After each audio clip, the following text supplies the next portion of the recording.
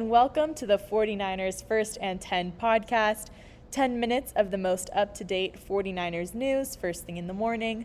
I'm your host, Brianna McDonald, and I'm joined by 49ers team reporter, Lindsay Pilares. Faithful, we've made it to football season. Today is the first day of 49ers training camp, and we've got a lot of updates for you from report day yesterday. Lindsay, what was the team's energy like as they came into the facilities bright and early yesterday?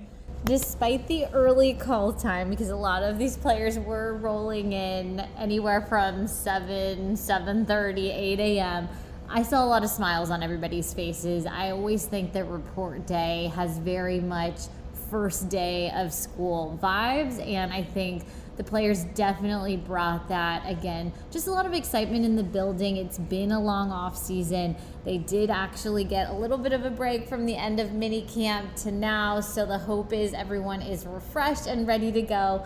And we did have a little bit of fun. We did a little report day game called Gone Fishing, and that's going to be on our YouTube and 49ers.com, so make sure to check that out. We just check in with the players in their off season and some of their camping and survival skills, so some of the guys had really funny answers. Yeah, that's fun. But what exactly is report day, and what are players doing before camp gets started today? Yeah, so report day, particularly yesterday, was for the veterans, and it's exactly what it sounds like. It's when everybody finally gets into the building for the first time.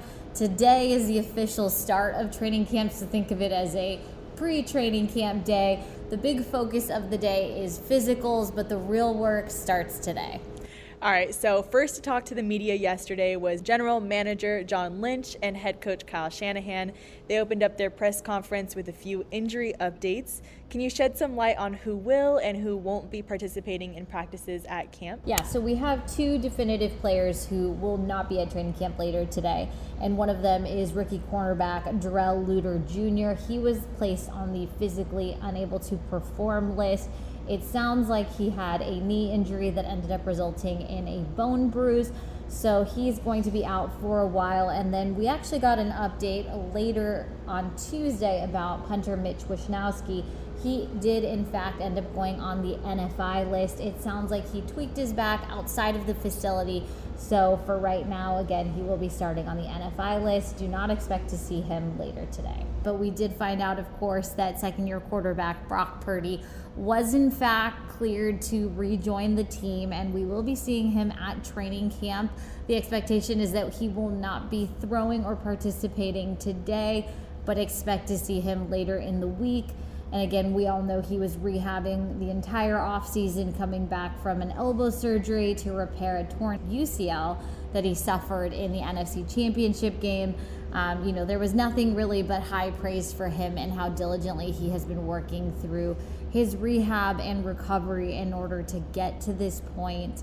It was said that there would be no restrictions on him, but he is going to be under what John Lynch referred to as a pitch count, so they're definitely easing him back into the full swing of things, but a very, very big and positive update for the young quarterback. Yeah, that's great. But we saw during minicamp that Trey Lance and Sam Darnold had a pretty even split with the first team reps, but now with Brock Purdy being cleared and ready to practice, how is that quarterback rotation going to work with four quarterbacks when you include Brandon Allen also? Yeah, that's a great question, and we did get a little bit of light on that from head coach Kyle Shanahan. So at this point, and again, all of this is subject to change, but the expectation is that Brock Purdy will be taking the first team reps on the days that he is able to go, and right now that's going to be looking like 2 days on, 1 day off.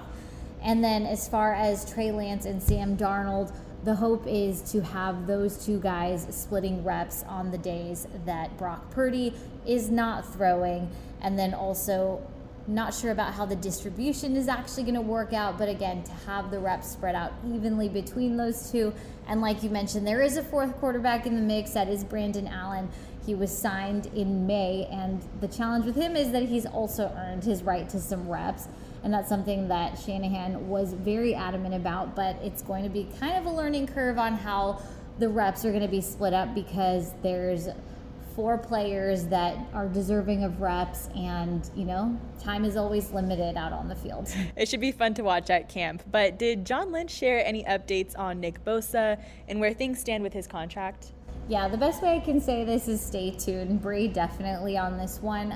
As of when the press conference took place on Tuesday, Nick Bosa had not been expected to start training camp there, but good news is both sides are working very diligently to get a deal done, and from what we know, there is great communication on both sides. And I think from here on out, it's going to be pretty private in terms of what's going on in the wheelings and dealings. But as soon as we get more updates, we will share them with all of you. All right, so Fred Warner also took to the podium yesterday. And if we remember last year, competition sparks between the 49ers offense and defense during practice. It's all in friendly competition and pushing their fellow teammates to their limits. But what did Fred have to say as the leader of San Francisco's defense? You know, I think he really embraces that competition. We see that from him year in and year out. There was definitely a lot of friendly competition between him and wide receiver Brandon Ayuk last year. I'm sure that will continue to some extent, but I think, you know, for him it was just being very excited to be back. And one thing that we heard from a lot of the players is just that the work is not finished, and there is a really big eagerness to get back out on the field. And there's a lot of confidence in the way this roster is constructed. So I think a lot of good things are to come. Yeah, sparks are going to be flying out there on the field. But an emerging leader of the 49ers defense is third-year safety Talanoa Hufanga. He had a chance to talk to the media yesterday. What did he say his offseason was like, and what are some of his goals for this year after earning Pro Bowl and first-team All-Pro recognition? Yeah, so like the professional that he is, he's hoping to take that next step from year 2, which, like you mentioned, a huge year for him, into year 3. He did mention that not a lot happened in the offseason, but he also did drop a little nugget and told us that he was training with Troy Polamalu, which is one of the all-time greats and, you know, a mentor of his. So I'm sure he was trained up very, very well over the offseason, and he said that he didn't have a particular focus. He just wanted to see if he could create an edge for himself and improve a little bit in every aspect of his game. And he's just really excited to be back at camp and working not only with Tashawn Gibson Sr., but also some of the young talent. He had a lot of high praise for safety Jair Brown, who was the 49ers' third-round pick. Nice. So we've covered it all throughout the offseason, how fast and at full speed running back Christian McCaffrey trains in OTAs and practice. But what did he share about his mindset entering this year's training camp? The team is going to have some pretty high-intensity days back-to-back and for multiple weeks. How does he keep up with performance throughout that time? Yeah, we were talking about this before we actually pressed record, but it was exactly like you said. This is the time during training camp you want to form the callus that is going to carry you through the rest of the year. And that's very much the mindset of Christian McCaffrey. He's very excited to actually have time during the offseason to completely learn the playbook. It's a lot different than showing up in week 7 and, you know, getting some reps in the game and getting going in a very, very fast pace.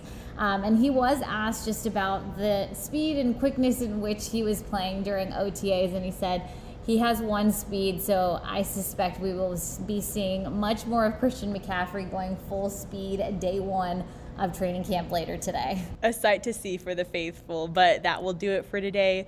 Be sure to look out for all of the 49ers training camp content on 49ers.com. Thank you so much, Lindsay, for joining me in this training camp update. Don't forget to follow First and 10 on Spotify and Apple Podcasts. Be sure to turn on the notifications so you're in the know when we post any breaking news updates. And thank you, faithful, for tuning in.